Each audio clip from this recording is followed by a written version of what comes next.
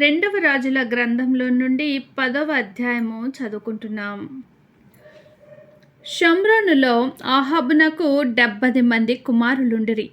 యెహూ వెంటనే తాకీదులు వ్రాయించి షోమ్రోనులో నుండి హెజ్రెయేలు అధిపతులకును పెద్దలకును ఆహాబు పిల్లలను పెంచిన వారికిని పంపి ఆజ్ఞ ఇచ్చినదేమనగా, మీ యజమానుని కుమారులు మీ యొద్దనున్నారు, మరియు మీరు రథములను గుర్రములను ప్రాకారము గల పట్టణమును ఆయుధ సామగ్రియును కలవు కదా.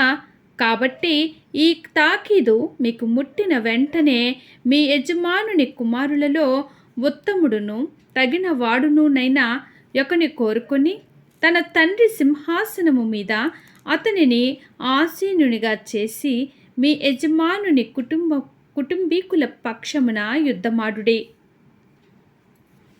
వారు ఇది విని బహు భయపడి, ఇద్దరి రాజులు అతని ముందర నిలువజాలకపోయిరే, మనమెట్లు నిలువగలమని అనుకుని కుటుంబపు అధికారియు పట్టణపు అధికారియు పెద్దలను పిల్లలను పెంచిన వారును కూడి యెహూకు వర్తమానము పంపి, మేము నీ దాసులము, నీ సెలవు ప్రకారము సమస్తము జరిగించదము, మేము ఎవరిని రాజుగా చేసుకొనము, నీ దృష్టికి ఏది అనుకూలమో దాన్ని చేయుమని తెలియజేసిరి.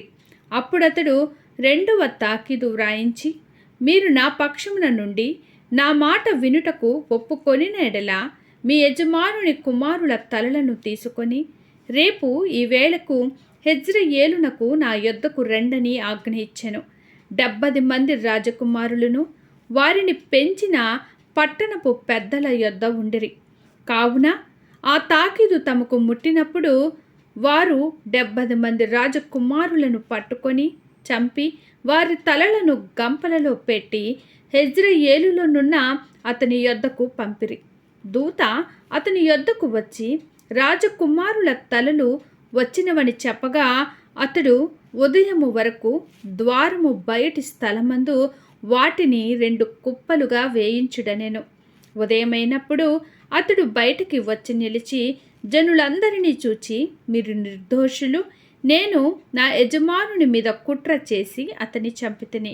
అయితే వీరందరినీ ఎవరు చంపిరి? ఆహాబు కుటుంబీకులను గూర్చి యెహోవా సెలవిచ్చిన మాటలలో ఒకటియు నెరవేరకపోదు. తన సేవకుడైన ఏలియా ద్వారా తాను సెలవిచ్చిన మాట యెహోవా నెరవేర్చినని చెప్పెను. ఈ ప్రకారము యెహూ హెజ్రెయేలులలో ఆహాబు కుటుంబీకులందరినీ, అతని సంబంధులకు గొప్పవారందరినీ, అతని బంధువులనందరినీ, అతడు నియమించిన యాజకులను హతము చేసెను. అతనికి ఒకనినైనను ఉండనీయలేదు. అప్పుడతడు లేచి ప్రయాణమై షోమ్రోను పట్టణమునకు పోయెను. మార్గమందు అతడు గొర్రె వెంట్రుకలు కత్తిరించు ఇంటికి వచ్చి యూదా రాజైన అహజ్యా సహోదరులను ఎదుర్కొని, మీరు ఎవరిని వారిని అడుగగా, వారు మేము అహజ్యా సహోదరులము, రాజకుమారులను రాణి కుమారులను దర్శించుటకు వెళ్ళుచున్నామని చెప్పిరి. వారిని సజీవులుగా పట్టుకొనుడని అతడు చెప్పగా, వారు వారిని సజీవులుగా పట్టుకొని ఒకనినైనను విడువక గొర్రె వెంట్రుకలు కత్తిరించు ఇంటి గోతి దగ్గర 42 చంపిరి. అచ్చటి నుండి అతడు పోయిన తరువాత తన్ను ఎదుర్కొని వచ్చిన రేకాబు కుమారుడైన యెహోనాదాబును కనుగొని అతనిని కృష్ణ ప్రశ్నలు అడిగిరి.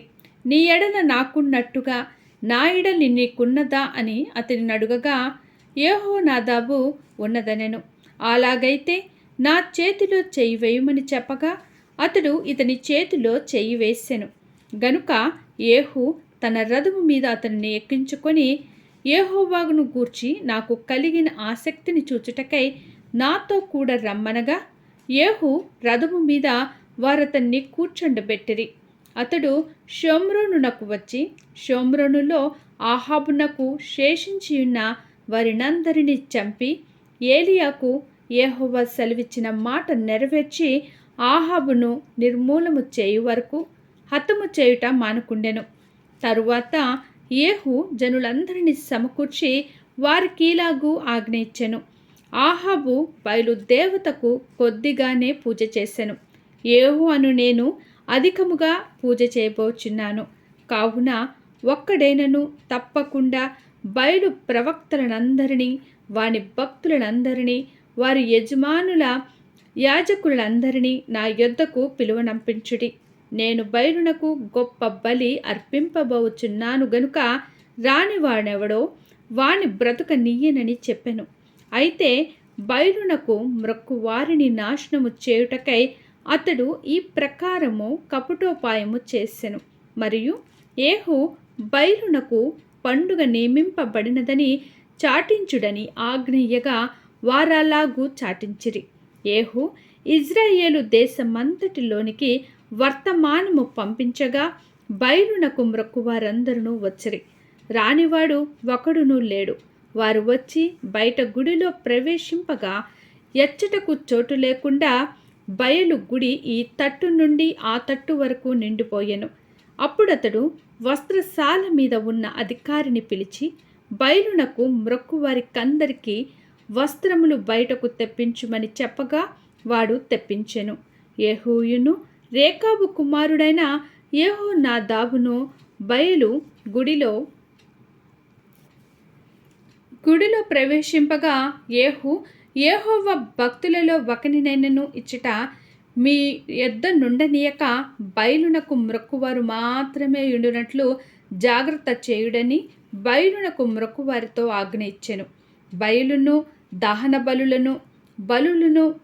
బలులను అర్పించుటకై వారు లోపల ప్రవేశింపగా యెహూ 80 మందిని బయట కావలి ఉంచి, నేను మీ వశము చేసిన వారిలో ఒక్కడైనా తప్పించుకొని పోయినెడల వాని ప్రాణమునకు బదులుగా వాని పోనిచ్చిన వాని ప్రాణము తీతునని వారితో చెప్పి ఉండెను. దహన బలులను అర్పించుట సమాప్తి కాగా యెహూ మీరు లోపల చొచ్చి ఒక్కడైనను బయటికి రాకుండా వారిని చంపుడని తన కావలి వారితోనూ అధిపతులతోనూ చెప్పగా వారు అందరినీ హతము చేసిరి. పిమ్మట కావలి వారును అధిపతులను వారిని బయటకు వేసి బయలు గుడియున్న పట్టణమునకు పోగా బయలు గుడిలోని నిలువు విగ్రహములను బయటకు తీసుకొని వచ్చి వాటిని కాల్చివేసిరి. మరియు బయలు ప్రతిమను గుడిని క్రింద పడగొట్టి దానిని పెంట ఇల్లుగా చేసిరి. నేటి వరకు అది అలాగే ఉన్నది. ఈ ప్రకారము యెహూ బయలుదేవతను ఇజ్రాయేలు వారి మధ్య నుండకుండా నాశనము చేసెను. అయితే ఇజ్రాయేలు వారు పాపము చేయుటకు నేబాతు కుమారుడైన యెరోబాము కారకుడైనట్టు యెహూ కూడా అందుకు కారకుడై బేతేలు దాను అను స్థలములందున్న బంగారు దూడలను అనుసరించుట మానలేదు. కావున యెహోవా యెహూతో నీలాగు సెలవిచ్చెను, నీవు నా హృదయాలోచన అంతటి చొప్పున ఆహాబు కుటుంబకులకు చేసిన నా దృష్టికి న్యాయమైన దాన్ని జరిగించి బాగుగా నెరవేర్చుతివి గనుక నీ కుమారులు 4వ తరము వరకు ఇజ్రాయేలు రాజ్య సింహాసనము మీద ఆసీనులగుదురు. అయితే ఇజ్రాయేలు వారు పాపము చేయుటకు కారకుడైన యెరోబాము చేసిన పాపములను యెహూ ఏమాత్రమును విసర్జించని వాడై ఇజ్రాయేలీయుల దేవుడైన యెహోవా నియమించిన ధర్మశాస్త్రమును పూర్ణ హృదయముతో అనుసరించుటకు శ్రద్ధ భక్తులు లేనివాడాయను. ఆ దినములలో యెహోవా ఇజ్రాయేలు వారిని తగ్గించనారంభించెను. హజయేలు ఇజ్రాయేలు సరిహద్దులలోనున్న యోర్దాను తూర్పు దిక్కున గాదీయులకును రూబేనీయులకును చేరికైన గీలాదు దేశమంతటిలోనూ అర్నోను నది దగ్గరనున్న అరోయేరు మొదలుకొని మనష్షీయుల దేశములోను అనగా గీలాదులోను బాషానులోను వారిని ఓడించెను. యెహూ చేసిన ఇతర కార్యములను గూర్చియు అతడు చేసిన దానంతటిని గూర్చియు అతని పరాక్రమమును గూర్చియు ఇజ్రాయేలు రాజుల వృత్తాంతముల గ్రంథమందు వ్రాయబడి ఉన్నది. అంతటా యెహూ తన పితరులతో కూడా నిద్రించి షోమ్రోనులో సమాధి చేయబడెను. అతడి కుమారుడైన యెహోయాహాజు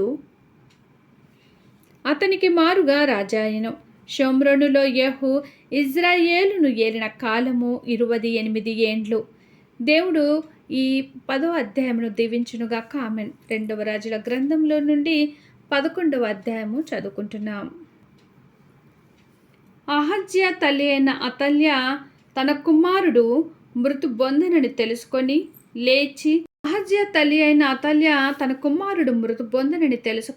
లేచి రాజకుమారులనందరినీ నాశనము చేసెను. రాజైన యెహోరాము కుమార్తెయును అహజ్యాకు సహోదరియునైన యెహోషెబ అహజ్యా కుమారుడైన యోవాషును హతమైన రాజకుమారులతో కూడా చంపబడకుండా అతని రహస్యముగా తప్పించెను. గనుక వారు అతనిని అతని దాదిని పడక గదిలో అతల్యాకు మరుగుగా ఉంచి ఉండుట చేత అతడు చంపబడకుండెను.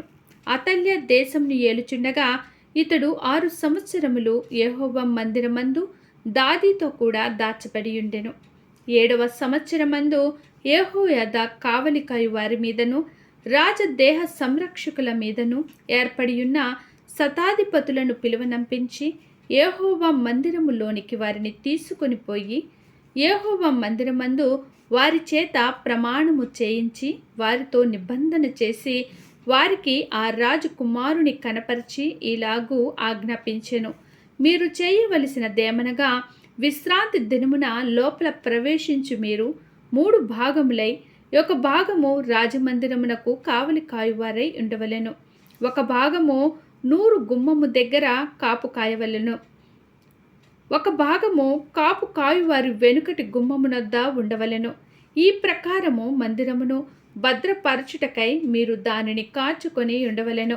మరియు విశ్రాంతి దినమున బయలుదేరు మీ అందరిలో 2 భాగములు రాజు దగ్గర యెహోవా మందిరమునకు కాపు కాయువారై ఉండవలెను. మీలో ప్రతి మనిషి తన తన ఆయుధములను చేతపట్టుకొని రాజు చుట్టూ కాచుకొని ఉండవలెను. ఎవడైనను పంక్తులలో ప్రవేశించిన ఎడల వానిని చంపవలెను. రాజు బయలుదేరి సంచరించినప్పుడెల్లా మీరు అతని యొద్ద ఉండవలెను. శతాధిపతులు యాజకుడైన యెహోయాదా తమకిచ్చిన ఆజ్ఞలన్నిటి ప్రకారము చేసిరి. ప్రతి మనిషి తన తన మనుష్యులను తీసుకొని విశ్రాంతి దినమున లోపల ప్రవేశింపవలసిన వారితోనూ విశ్రాంతి దినమున బయలుదేరవలసిన వారితోనూ కలిసి యాజకుడైన యెహోయాదా యొద్దకు వచ్చెను. యాజకుడు మందిరములో ఉన్న దావీదు ఈటెలను డాళ్లను శతాధిపతులకు అప్పగింపగా కాపు కాయువారిలో ప్రతి మనిషి తన తన ఆయుధములను చేత పట్టుకొని బలిపీఠము చెంతను మందిరము చెంతను మందిరము కుడుకొన మొదలుకొని ఎడమ కొన వరకు రాజు చుట్టూ నిలిచిరి. అప్పుడు యాజకుడు రాజకుమారుని బయటకు తోడుకొని పోయి అతని తల మీద కిరీటము పెట్టి ధర్మశాస్త్ర గ్రంథమును అతని చేతికిచ్చిన తరువాత వారు అతని పట్టాభిషక్తునిగా చేసి చప్పట్లు కొట్టి రాజు చిరంజీవి అగునుగాక అని చాటించిరి.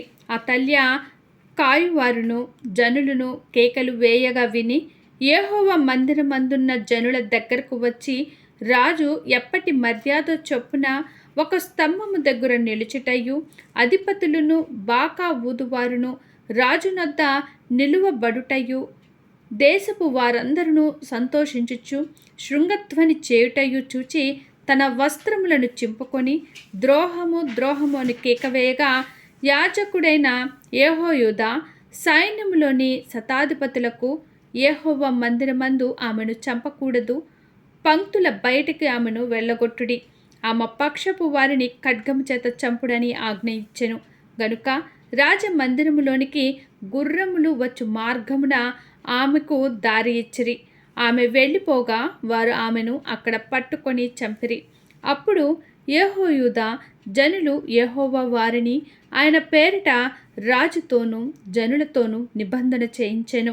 మరియు అతడు రాజుపేట జనులతో నిబంధన చేయించెను. అప్పుడు దేశపు జనులందరూ బయలు గుడికి పోయి దానిని పడగొట్టి దాని బలిపీఠములను ప్రతిమలను చిన్న భిన్నములు చేసి బయలునకు యాజకుడైన మత్తానును బలిపీఠముల ముందర చంపివేసిరి. మరియు యాజకుడైన యెహోయాదా యెహోవా మందిరమును కాచుకొనుటకు మనుష్యులను నియమించెను. అతడు శతాధిపతులను, అధికారులను, కాపుకాయు వారిని, దేశపు జనులందరినీ పిలిపింపగా, వారు యెహోవా మందిరములోనున్న రాజును తీసుకొని కాపుకాయు వారి గుమ్మపు మార్గమున రాజు నగరునకు రాగా, రాజు సింహాసనము మీద ఆసీనుడాయెను.